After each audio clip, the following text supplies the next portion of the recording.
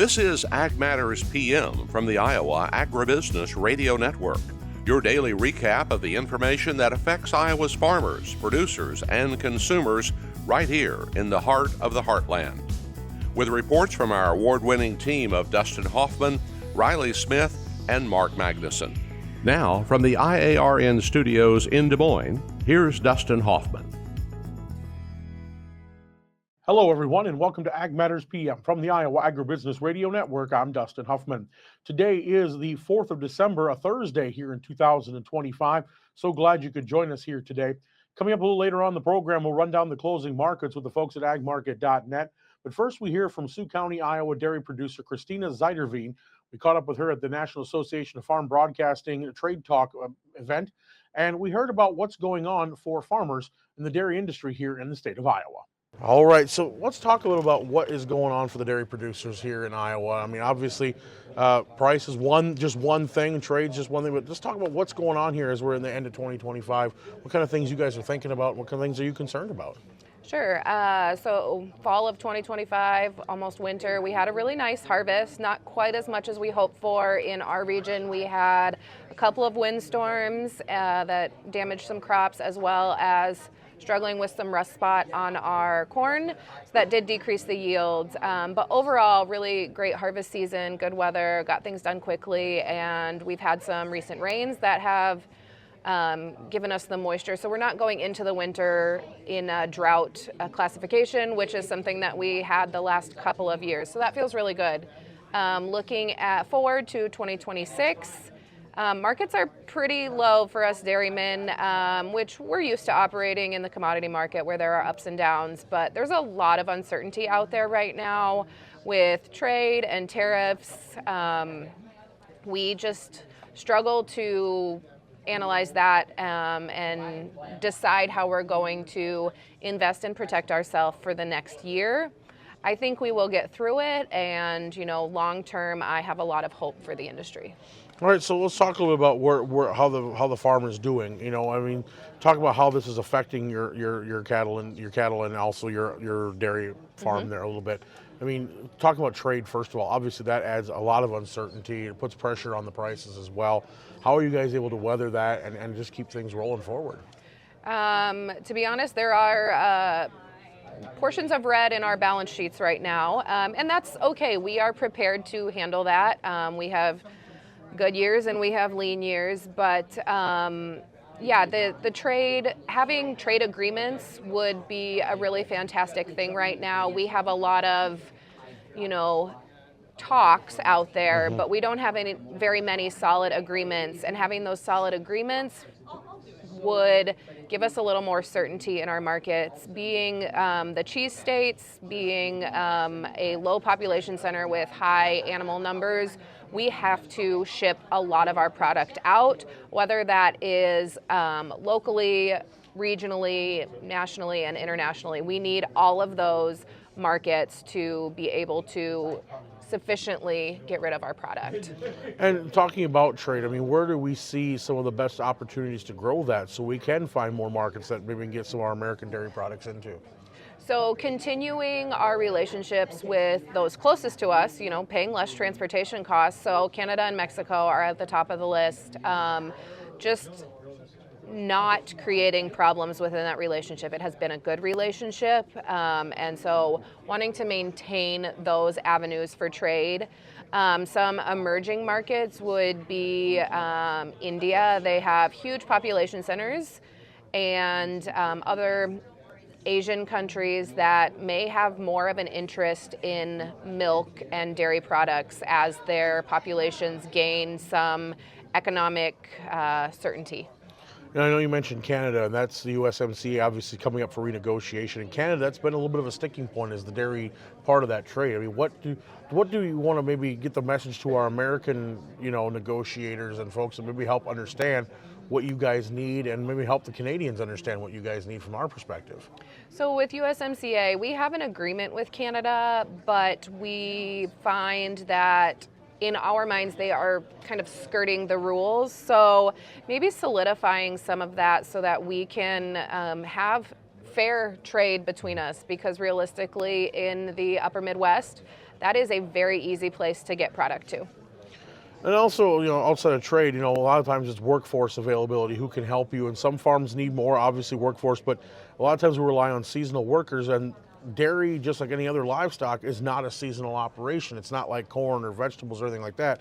I mean, what kind of common sense things need to be changed there to help make things easier for farmers that you know of, or even your farm?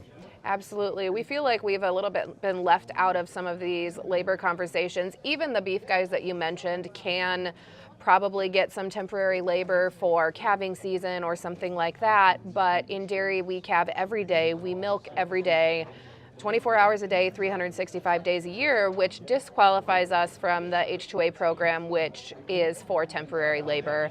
Even if we were to get employees in under a temporary distinction and then let them go back and say have a rolling staff that returned to their home country every 9 months, we lose a lot in training, and there's a little fear there with animal care, and our standards for our milk are very high. So losing some of the training and things that we have gained by having a very consistent workforce is a little scary. We do on our farms use TN visas, however that is only for skilled labor. Therefore, we still really need access to a entry-level workforce.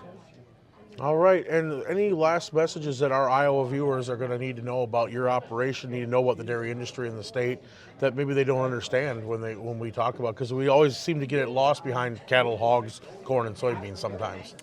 Yeah, I'm very thankful for Iowa and the agriculture background that it has. It has been an easy place to start our business and to grow because the laws, the DNR, the communities are really ag friendly. Dairy is a little different. We see some of our neighbors who are crop farmers, they go on vacation and we're like, well, what does that mean as a dairyman? Because the cows don't stop. Or the hog guys, they're like, yeah, the barn just called me, because a lot of it is automated. So there's a lot more labor in dairy than in some of the other ag sectors. And that is one of the major issues for us. I would also say, you have there people that are out there saying, well, we need more small farms. Realistically, my farm is a large farm and we are still a family farm, and we are able to take some of those efficiencies and really produce a great product at a cost that is good for the consumers also, to not make the price of any of the fluid products, cheese products, ice cream, unattainable for the general population. Well, Christina, we thank you so much for taking a little bit of time to talk to us about your dairy operation, talk about some of the concerns you have, and look forward to hopefully hearing some resolutions coming very soon. Yeah, 2026 will be a challenge, but realistically, we've got some really good things going for us. That again was Iowa dairy producer Christina Zuiderveen here on Ag Matters PM, and it's time now to look at the closing markets. And right now we're talking with Kenan Layden of agmarket.net. Kenan, what did we see happen in those grains today? Yeah, a positive trade in the grains today after a down day yesterday. Soybeans, two good developments there. One is Scott Bessent said that China will fulfill their 12 million metric ton purchasing obligation by February now. So it's been pushed back a little, but it's still in the cards. So it's still a possibility. Also, if you're a technical person, um, 1113 and 1103 in the January contract were some points that people were watching for a possible head and shoulders top, and soybeans were able to hold that. So another good story there. Export sales today were also within the range of the market expectations. Corn also had a bounce back day. Fairly good within expectations. Export sales and it continues to grind higher. Some negative news on the wheat front. Stats Canada came out with a report showing more wheat production in Canada and more canola production than they had, and more than the USDA had reported. But the wheat market as of today reacted fairly positively, closing the day higher in all the contracts besides Minneapolis spring wheat. So overall, a good day in the grains. Now, a quick question for you. I know when we get our weekly reports out, obviously the market reacts, but we're also getting a backlog of reports that were missed during the government shutdown. So you're looking back at October. Now, these are, several weeks behind. How much weight do those pull when they're released? That's a good question, Dustin. I would guess the market's already traded and factored some of that information in. So, um, for us on the outside who aren't privy to all the information that someone like a large hedge fund or the USDA is, it's something just to confirm the information that has happened and some of the trends we've been seeing and predicting. So, I would say the market probably has it already factored in. All right, I was wondering how that worked out, but let's move over to the livestock side of things. Cattle and hogs. I know yesterday was a positive day. They had a good positive start to the day. Were they able to hold on to that today? Yeah, they were. So cattle and hogs were both up today. Cattle having more impressive gains, anywhere from 4 plus to $1 across the feeder cattle contract.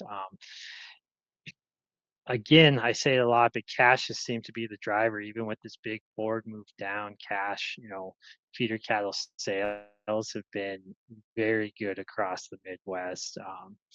Live cattle cash prices are maybe 8 to 10 higher than a week to 2 weeks ago. So cash seems to have rebounded some, and it's hard to keep a market moving limit down when the cash price doesn't break. It might have weakened on some of this move down, but it seems to be hanging in there. So still fundamentals are tight, small beef herd and demand is still good. And then what about looking at the hog markets today, Ken, and how'd they fare? Yeah, they were up a little bit under a dollar and you know, some good movement there. Just like feeder cattle, they scored maybe hopefully some lows there in late November and have since been rallying back and getting back some of the um, losses that they had. The lean hog index, so that cash track lean hog price is pretty in line with the front month contract. So if cash keeps moving higher, hopefully it can have an effect like the feeder cattle market and drive that hog price higher. All right. Well, if folks want to look at what you guys are watching with the ag markets or get some insight into what kind of things they can do to maximize their profits or obviously stabilize any losses that could happen, what's the best way for them to get in touch and get that conversation started? Yeah, if you'd like to find anything out about egg market, easiest way is just to go online and do eggmarket.net and browse around. All right. Well, Kenan Layden has been with us here from agmarket.net. Kenan, thanks so much for the insight. We'll talk to you again real soon. Thanks, Dustin. That again was our closing market analysis from agmarket.net. Let's go ahead and take a look at the closing numbers on the Iowa Agribusiness Radio Network market screen. At the close, March corn up 3 3/4 at 447 1/4. January beans up 3 3/4 at 11.19 1/2. Soybean meal down a dime at 3.1120. Soy oil up 12 cents at 51.79. Chicago wheat up 2 cents at 5.40 1/4. Kansas winter wheat up 4 1/2 at 5.34 even. Kansas spring wheat down 1 1/2 at 5.62 3/4. Minneapolis spring wheat down 3 1/4. That was at 5.73 even. Oats down 2 1/2. That's at 3.15. On the Merc, live cattle for December up $2.50 at $221.45. Feeders for January up $4.72 at $336.57. Lean hogs 57 cents higher at $81.12. Pork cutouts unchanged at $94.50. And Class 3 milk was 28 cents higher. And that's the end of our closing market recap, and that brings us to the end of today's show. You can find all our content online at iowaagnet.com, as well as follow us on Facebook, X, and on our YouTube channel. Make sure you're subscribing, hitting the bell icon so you're notified each time we put out a new video project. Also, don't forget about our free market podcast coming to you 3 times a day, mornings, middays, and closings, where you get your Iowa Agribusiness Radio Network podcasts. From the iAron Studios in Des Moines, I'm Dustin Huffman. For Mark Magnuson and Riley Smith, we thank you for watching. This has been Ag Matters PM.